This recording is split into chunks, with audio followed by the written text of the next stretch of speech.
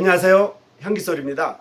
이 시간에는 마태복음 1장과 2장에 나와 있는 요셉과 마리아를 향한 하나님의 신실하심이라는 제목으로 하나님의 말씀을 묵상하겠습니다. 내용은 마태복음 1장과 2장에 나와 있는 요셉과 마리아의 예수님을 낳을 때 그러한 행적들이 되겠습니다.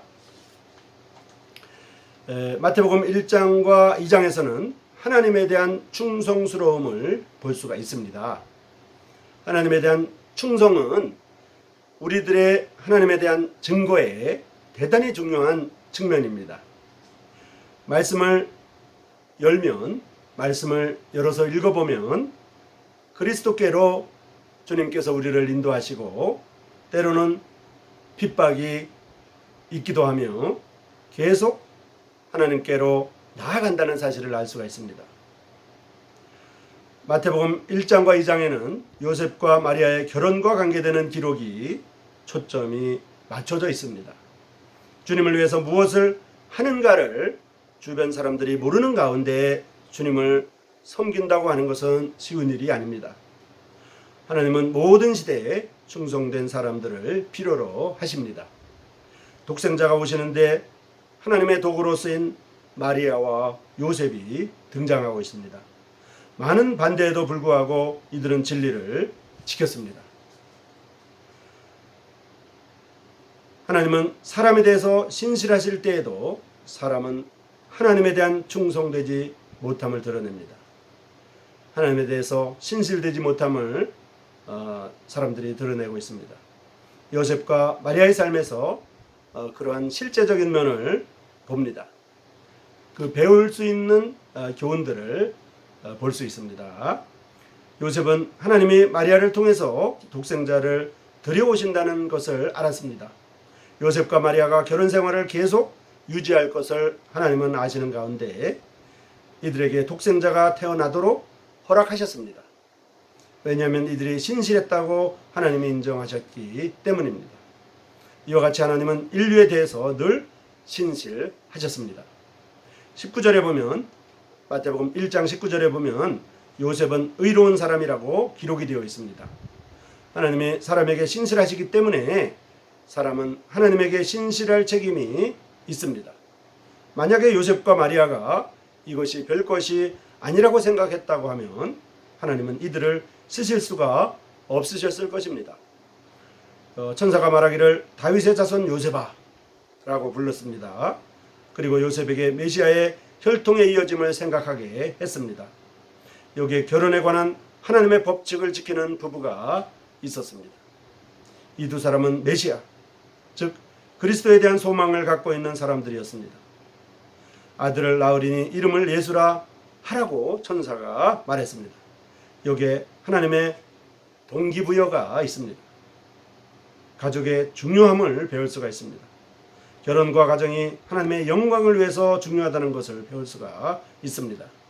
메시아에 관한 소망은 자녀와 앞으로 이어질 세대와 관련이 된다는 사실을 또한 알 수가 있습니다.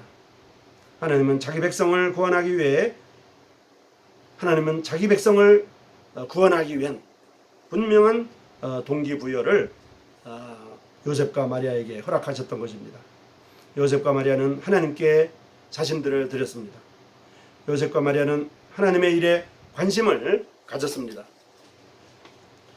베들레헴에 관한 연구를 해보면 베들레헴에 관한 기록이 아주 정확하다는 것을 알 수가 있습니다. 우리는 동방박사들에 대해서 많은 것을 배울 수가 있는데요. 이 동방박사들이 자세히 보면 사람들이 공부하지 않은 것들을 공부를 했습니다. 사람들이 기다리지 않았던 것을 이 동방박사들은 기다렸습니다. 메시아가 이 땅에 온다는 것을 이 동방박사들은 먼저 목격을 했습니다. 요셉과 마리아는 이 동방박사들의 말과 동방박사들의 연구한 것에 주의했습니다. 그리고 동방박사들은 이것들을 연구하고 그리고는 그 동방박사들은 찾아냈습니다. 동방박사가 메시아를 지키도록 다른 길로 가도록 지시를 받은 것처럼 우리 그리스도인들도 받은 진리를 지키도록 하나님께로부터 경고를 받고 있습니다. 동방 박사들이 고향으로 돌아갈 때 다른 길로 갔습니다. 여기에 하나님께서 만드신 피조물에 관한 신실하심이 있습니다. 그들이 고통스럽지만, 요셉과 마리아가 고통스러웠지만 광야를 지나는 것을 그만두지 않았습니다.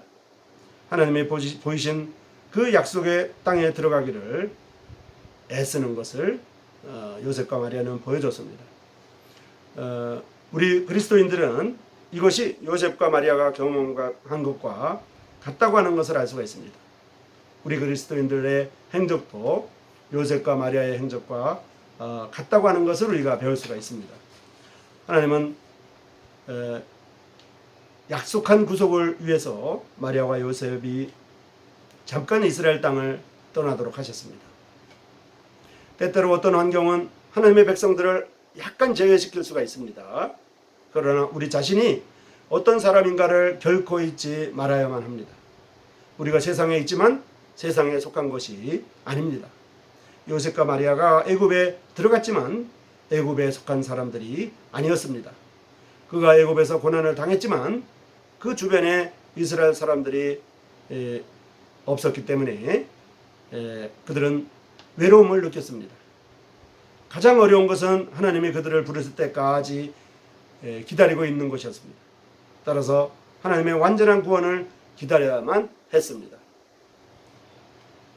자, 그래서 요셉과 마리아가 결국 예수님이 탄생하도록 요셉과 마리아가 도구로 사용되었습니다. 이제 아기 예수님이 탄생하셨습니다. 예수 그리스도는 마침내 나사렛으로 가셔서 사셨습니다. 여기는 유명한 자들이 나오지 않는 그러한 지역이었습니다. 유명한 사람들이 많이 나오는 그런 지역이 나사렛 지역이 결코 아니었습니다. 따라서 예수님은 나사렛 사람이라 불림을 받았습니다. 이사야 53장에 말씀한 것처럼 마른 땅에서 나오는 줄기 같은 삶을 사셨습니다. 23절에 선지자로 하신 말씀을 이루려 하심이라고 기록한 이유입니다. 나사렛이란 말은 가지라는 뜻입니다. 나뭇가지 할 때 그 가지라는 뜻입니다. 나사렛에서 그리스도가 자라신 것을 하나님이 귀하게 보신 것처럼 이 세상에 있는 그리스도인들을 하나님은 그렇게 귀하게 보시는 것입니다. 마른 땅에서 나온 줄기 같았지만 그분은 풍성한 열매를 맺으셨습니다. 우리도 주님처럼 마른 땅 같은 세상에 살고 있지만은 풍성한 열매를 맺기를 하나님은 바라시는 것입니다. 주님께서는 영혼에 관한 열매를 맺으셔서 우리에게까지 영향을 미쳐 하나님의 영생을 얻도록 주님께서 하셨습니다. 이와 같이 예수 그리스도에 대해서 사람들은 많이 인정하지 않았습니다. 그렇지만 그럼에도 불구하고 경건한 잔존자들은 이 나사렛 사람에 대해서 관심을 가졌습니다. 이 시간에는 마태복음 1장과 2장에 나와 있는 요셉과 마리아가 예수님이 탄생하도록 하나님의 도구로 사용하셨을 때 요셉과 마리아의 행적을 통해서 하나님의 신실하심을 보았습니다. 또한 요셉과 마리아의 삶이 그 신실하신 하나님 앞에 그들도 신실했습니다. 이제 오늘을 사는 그리스도인들을 향한 하나님의 신실하심이 있습니다. 동일하게 우리도 하나님의 일에 대해서, 하나님에 대해서, 우리 주 예수님에 대해서 우리의 삶도 신실해야만 되겠습니다. 여러분 고맙습니다.